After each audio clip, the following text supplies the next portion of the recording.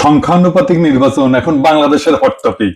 এইটা বিএনপি ছাড়া সব দলই চায়, বিএনপি চায় না। এটা খুব বেকুবের মতো প্রশ্ন করি, হ্যাঁ, কিছু মনে করেন না। বিএনপি কেন চায় না আর অন্যরা কেন চায় এটা বলতে পারবেন? আমি শিওর ম্যাক্সিমাম মানুষ এটা বলতে পারবে না, এমনকি দলের কর্মীরাও বলতে পারবে না। আমার এটা বোঝার জন্য মেলা পড়াশোনা করা লাগছে। যাই হোক, বিএনপি জামাত দুই দলকেই বলতেছি, এটা হইতেছে সেই কারিশমা কাপুর কি হেরিটেজের। আপনি নায়িকার ছবি দিলেন কেন? আমি কি নায়িকার নাম বলছি নাকি? হ্যাঁ, ও আচ্ছা, সারাক্ষণ ইন্ডিয়ান নায়িকা মাথায় ঘুরে, তো তাই মাঝে মধ্যে মুখ থেকে ফসাদ করে বের হয়ে যায়। আমি এত করে কইলাম প্রফেসর ইউনূসকে যে এটা ইন্ডিয়ান নায়িকা বিষয়ক মন্ত্রণালয় ব্যানে হামাক তার উপদেষ্টা বানান। উনি আমার কথা রাখলেন না, উনি রাখলেন ভুট্টো সাহেবের কথা। যাই হোক, আলাপে আসি। এটা হইতেছে বয়ান তৈরির, ন্যারেটিভ তৈরির সেই কারিশমা। দুঃখজনক ভাবে এটাই আপনারা ফেল, লাড্ডা গোড্ডা। পাবলিকে হয় আপনার কথা শুনে না বা বুঝাবার পারেন না। এই আলাপটা উঠেছিল গত বছর অগাস্টের শেষ দিকে, হাসিনা পলানোর পরপর। সেই সময় আমি একটা ভিডিও বানিয়েছিলাম, এই যে এটা আপনারা জানেন, আমি তীব্রভাবে জামাতের সমালোচনা করেছিলাম। আমাকে জামাতের আমির ফোন দিচ্ছেন, ফোন দিয়ে কইলেন দুঃখ করিয়া যে দাদা আপনি আমাদের ইন্ডিয়ার দালাল বানাই দিলেন। আমি বলছিলাম যে শহীদ ভাই, আপনারা মাঝে মাঝে এমন ভুল করেন যে মনে হয় আপনারা স্লিপ ওয়াকিং করিচ্ছেন। স্লিপ ওয়াকিং মানে বুঝেন তো, যে ঘুমের মধ্যে হাঁটে, সেগুলো চেতন নাই, অচেতন অচেতন অবস্থায় হাঁটিচ্ছে। তো সেভাবে হাঁটে, তা আপনারা ঘুমের মধ্যে হাঁটিচ্ছেন, আপনাদের আঘাত না করলে তো ঘুম ভাঙবি না, তাই না? যাই হোক, আজকে আমরা দেখবো আসলে পদ্ধতি বাংলাদেশের জন্য ভালো হবে কি, রাজনৈতিক দলগুলো কি বুঝে চাইতেছে আর কি বুঝে বিরোধিতা করিচ্ছে। আসেন সেটা আমরা একসাথে বুঝে দেখি। আমার আগে ভিডিও থেকে দেখে আসি। আসেন, এই সংখ্যানুপাতিক নির্বাচন বিষয়টাকে আমি কইছিলাম, হ্যাঁ, জামাত 10 দফা প্রস্তাব দিচ্ছে, ভালো কথা, কিন্তু এটার মধ্যে একটা খুব ইন্টারেস্টিং দফা আছে, তা হইতেছে সংখ্যানুপাতিক নির্বাচন। এটার মানে কি জানেন? মানে হইতেছে ধরেন আপনার আসনে মোট ভোট 10 লাখ, মানে মোট ভোটার আর কি।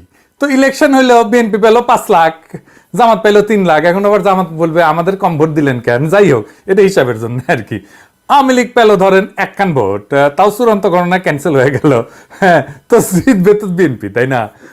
তো এখন যে জামাত যে 3 লাখ ভোট পেল, এটা তো পুরাই লস জামাতের জন্য।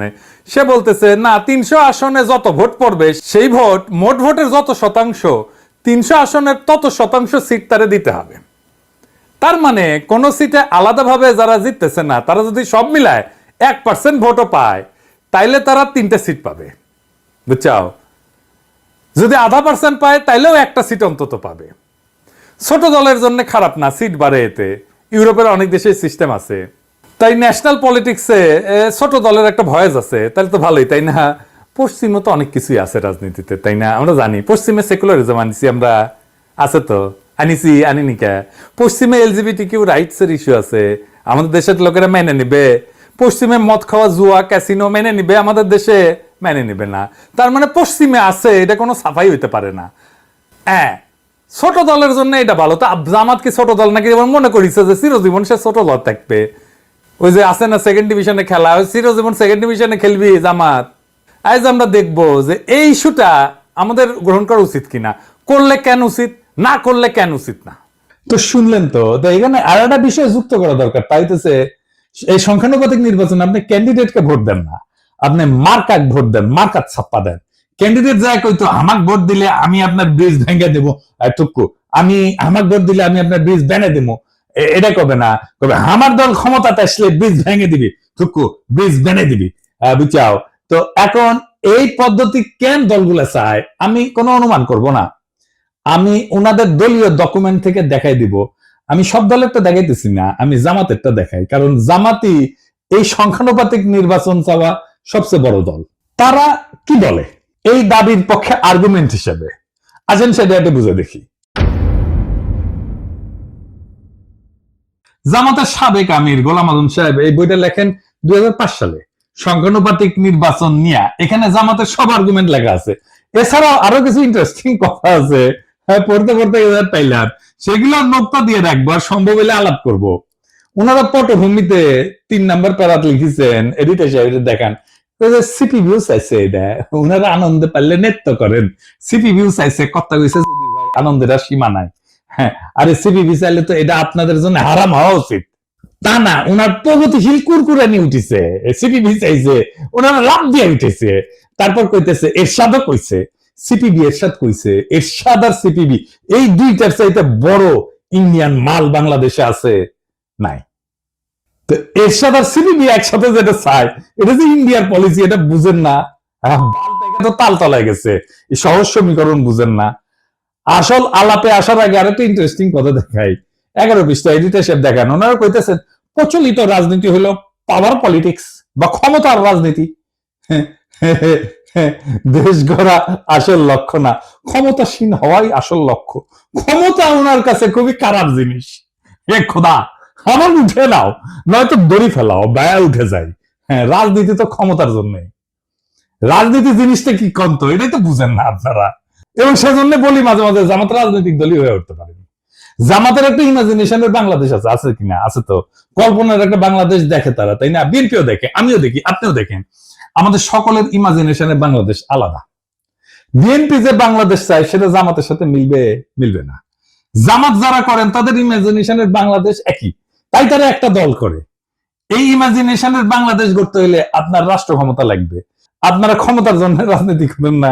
রাজনীতি মানেই ক্ষমতা প্রশ্ন। রাজনীতি হচ্ছে ক্ষমতা সম্পর্কের কৌশলগত ক্ষেত্র। রাজনীতি দিয়ে ক্ষমতা তৈরি হয়। জামাত যেটাকে দেশ গড়া বলে সেটাকে আওয়ামী লীগ বলে দেশ ধ্বংস করা। দেশ গড়া কোনো রাজনৈতিক শব্দ না, এটা সাহিত্যের শব্দ।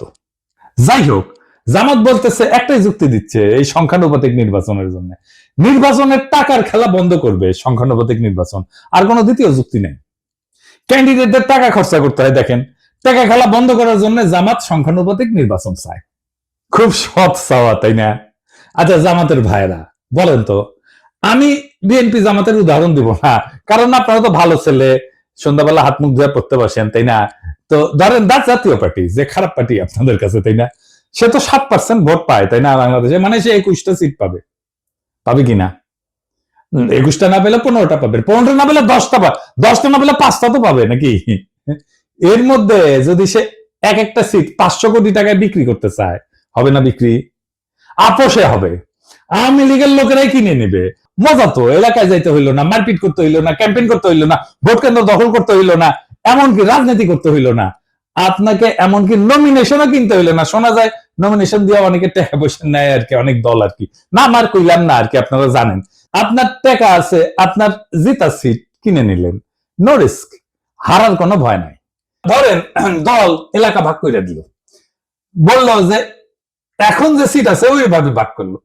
এই সেই সিট অনুসারে এই যে ধরেন বগুড়া 1 আসনে যতগুলো কেন্দ্র আছে, এইখানে যদি বিএনপি জিতে, এইখানে বিএনপি কইলো যে কাউকে কোনো ক্যান্ডিডেট কে কইলো এই বগুড়া 1-এর এই কেন্দ্রগুলোর সিটে যদি বিএনপি জিতে তাহলে তোমার এমপি বানাবো ওই সিটে। তুই ক্যান্ডিডেট খরচা করবে না জেতার জন্য, পারবেন টাকার খেলা কমাইতে, বরং বাড়াই দিবেন টাকার খেলা, আরো কেন্দ্রীভূত কইরা দিবেন। কারণ ওই পাবলিককে জনগণ ভোট দেবে না, ওই পাবলিককে সিলেক্ট করবে দলের নেতা। আর কি কি সমস্যা আছে? বাংলাদেশের প্রধান রাজনৈতিক দলগুলোতে তো আভ্যন্তরীণ গণতন্ত্র প্রায় অনুপস্থিত, নেতৃত্ব অত্যন্ত কেন্দ্রীভূত। এই পদ্ধতিতে, সংখ্যানুপাতিক পদ্ধতিতে দলীয় তালিকা তৈরি হবে কেন্দ্রীয় নেতৃত্বের মাধ্যমে। এটা স্থানীয় জনপ্রতিনিধিত্বকে দুর্বল করে দিবে। দলীয় নেতৃত্ব ক্ষমতা আরো কেন্দ্রীভূত করবে এবং স্থানীয় পর্যায়ে জবাবদিহিতা কমবে। দলের শীর্ষ নেতৃত্বই নির্ধারণ করবে কে সংসদে যাবে। ভোটারদের প্রত্যক্ষ ভোটের ক্ষমতা কমে যাবে। মানে এখন তো জনপ্রিয় নেতা হইলে তার জেতার চান্স থাকে, তাই না? মানুষের কাছে ভালো হইতে হয়, সেটা কোনো দরকারই পড়বে না। দেখেন, আমরা অনেকে মনে করি রাজনীতি মানে হচ্ছে নির্বাচন, আইন, সংসদ, এই সমস্ত কিছু। কিন্তু রাষ্ট্রবিজ্ঞানী মোস্তাক আহমেদ একটা খুব সোজা কথা বলেন। উনি বলেন যে রাজনীতি আসলে একটা অদৃশ্য বোঝাপড়া। সেটা যে ঠিক হয় কে ক্ষমতায় থাকবে, কে টাকা খাবে, কে নিরাপদে থাকবে।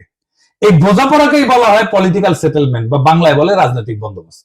এই রাজনৈতিক বন্দোবস্ত ছাত্ররা ভাঙতে চাইছিল, আর সেটাকেই তারা বলছিল নতুন রাজনৈতিক বন্দোবস্ত। বুঝেছাও? তো এই বন্দোবস্ত লিখিত না, কিন্তু কিন্তু খুব বাস্তব। বড় বড় রাজনৈতিক দল, আমলা, ব্যবসায়ী গোষ্ঠী, পুলিশ, বিচারক, এলিট সবাই এটা অলিখিত চুক্তিতে থাকে। আমি একটু বুঝাই বলি। ধরেন রাস্তার ট্র্যাকে চান্দাবাজি, হাটের ইজারা, ছিনতাই, মাস্তানি, ঠিকাদারি, বালু মাহাল, এই সমস্ত জিনিস আছে না যেটি থেকে টাকা পয়সা আসে, এটা একটা ইকোনমি আছে। কে তুলবে টাকা, কে নিবে, পুলিশ কত পাবে, রাজনৈতিক নেতা কত পাবে, তৃণমূলে মাস্তান কত পাবে, মন্ত্রী কত পাবে, হাসিনা কত পাবে, এই সবকিছু সেটেলড সেই অলিখিত চুক্তি দিয়া। এটি রাজনৈতিক বন্দোবস্ত। এই বন্দোবস্তের পার্ট এমপি। সে খরচা করে, মাস্তান পালে, কর্মী পালে, পুলিশের সাথে যোগাযোগ রাখে, উকিলের সাথে যোগাযোগ রাখে, স্থানীয় মাফিয়ার উপরে, আন্ডারওয়ার্ল্ডের উপরে নিয়ন্ত্রণ রাখে। এইভাবে এই বন্দোবস্ত টিকে থাকে। হাসিনা চলে যাওয়ার পরে অপরাধ বাড়ছে কেন? কারণ এই আন্ডারওয়ার্ল্ডের উপরে যাদের কার্যকর নিয়ন্ত্রণ ছিল তারা নাই হয়ে গেছে। এখন কেউ সেইভাবে কন্ট্রোল করে না, তাই এরা নিয়ন্ত্রণহীনভাবে যা খুশি করতেছে। এইটা ল অ্যান্ড অর্ডারের বিষয় না, এটা সেই অলিখিত চুক্তি ভেঙে যাওয়ার পরিণতি। আমাদের নতুন বন্দোবস্ত করার আগেই আপনি আরেকটা বন্দোবস্ত ভাঙতেছেন। বাংলাদেশে ইনস্টিটিউশন নাই, গড়ে ওঠে নাই। এই ইনস্টিটিউশনের বিকল্প হচ্ছে রাজনৈতিক বন্দোবস্ত। এইখানে রাজনৈতিক দল তার নেতা কর্মী একটা জটিল ভারসাম্য রক্ষা করে সমাজকে টিকায় রাখে। এইটা যখন নষ্ট হয়ে যায় তখন প্রতিদ্বন্দ্বী গোষ্ঠীগুলো নিরাপত্তাহীনতায় ভোগে এবং সহিংসতা, দুর্নীতি, রাজনৈতিক অস্থিরতা বাড়ে। আপনি সংখ্যানুপাতিক নির্বাচন করে পুরা পলিটিক্যাল ফেব্রিক ধ্বংস করে দেবেন। কেউ নিয়ন্ত্রণ করতে পারবে না। জেলা শহরগুলোর আন্ডারওয়ার্ল্ড, ঢাকা শহরের আন্ডারওয়ার্ল্ড আপনি নিয়ন্ত্রণ করতে পারবেন না। তার ব্যবসা বাণিজ্য, ভাগ বাটোয়ারা, এই জায়গাটা কে নিবে? তখন আপনি তো সব উলট পালট করে দিচ্ছেন। এলোমেলো করে বেমাল লুটে পুটে খাই, একটা কথা আছে না, আপনি এলোমেলো করে দিচ্ছেন রাজনৈতিক বন্দোবস্তকে। তো ওই জায়গা তো ফাঁকা থাকবে না। তো ওই জায়গাটা কে নিবে? পুলিশ নিবে, যেটা অর্গানাইজ। এখন পুলিশ নিবে, প্রশাসন নিবে, আর একটা হাসিনার শাসন তৈরি হবে। পুরা সমাজ, রাষ্ট্র রাজনৈতিক দলের নিয়ন্ত্রণের বাইরে চলে যাবে। যে দেশে ইনস্টিটিউশন গড়ে ওঠে নাই সেই দেশের রাজনৈতিক বন্দোবস্তই হলো সমাজকে টিকায় রাখার বিকল্প ব্যবস্থা। আর আপনি সেই ব্যবস্থাটিকে ভেঙ্গা সংখ্যানুপাতিক নির্বাচন নামের গুগলি মারলে রাষ্ট্র গড়ায় পড়বে গ্যাংয়ের হাতে, পুলিশের হাতে, প্রশাসনের হাতে, স্থানীয় মাফিয়ার হাতে।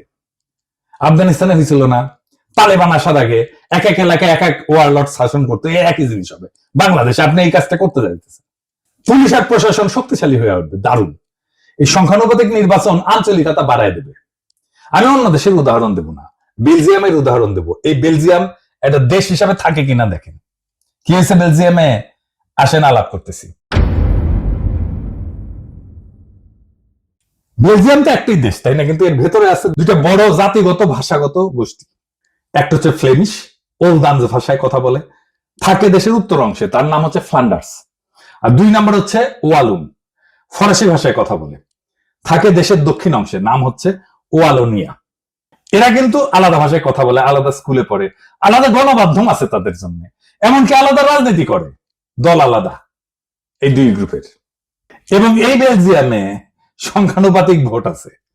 এই পিয়ার সিস্টেমে ভোট যতই ছোট হোক, আলাদা পরিচয় দল সংসদে ঢুকে পড়ে। এর ফলে বেলজিয়ামে গড়ে উঠছে শুধু ফ্লেমিশ স্বার্থ নিয়ে কাজ করে এমন দল, যেমন এনভিএ। শুধু ওয়ালুন শব্দ নিয়ে কাজ করে এমন দল, যেমন পিএস, পার্টি সোশ্যালিস্ট। এরা কিন্তু জাতীয় স্বার্থ দেখে না, কেবল নিজেদের অঞ্চলের স্বার্থ দেখে। ফলে সার্বজনীন রাজনীতি আর হয় না, হয় আঞ্চলিক স্বার্থের জন্য রাজনীতি। এর ফলাফল কি? সরকার গঠন করতে পারে না। ফ্লেমিশ আর ওয়ালুন এদের মতানৈক্য চূড়ান্ত। এই যে দেখতেছেন না, এখন প্রফেসর ইউনূসের সরকার ঐক্য মত করতে পারতেছে না, দেখতেছেন না, জুলাই সনদ করতে পারতেছে না, মতানৈক্যের জন্য। একই রকম বেলজিয়ামের জাতীয় পরিচয় দুর্বল হয়, সবাই নিজেকে ওয়ালুন বা ফ্লেমিশ ভাবে, বেলজিয়ান ভাবে না। ভাষা, শিক্ষা, অর্থনীতি সব আলাদা হয়ে গেছে। স্কুলে আলাদা পাঠ্যক্রম, আলাদা মিডিয়া, এমনকি আলাদা ট্যাক্স এবং প্রশাসন চলতেছে অঞ্চল ভিত্তিক। যেহেতু একক সংখ্যাগরিষ্ঠতা পায় না, সরকার গঠন হয় না। 1 বছরের বেশি সময় সরকার গঠন হয়নি, এরকম এক্সাম্পল আছে। এই রাষ্ট্র টিকবে না। এবার আরো মারাত্মক উদাহরণ দিই ইসরায়েলের। ইসরায়েল যে আগ্রাসী রাষ্ট্র হয়ে উঠছে, এটা সংখ্যানুপাতিক নির্বাচনের জন্য। কিভাবে? ইসরায়েল তো এখন একটা রাষ্ট্র না, একটা চরমপন্থী যুদ্ধযন্ত্র। আর এই রূপান্তরের বীজ পোতা আছে তাদের এই সংখ্যানুপাতিক নির্বাচনের ব্যবস্থায়।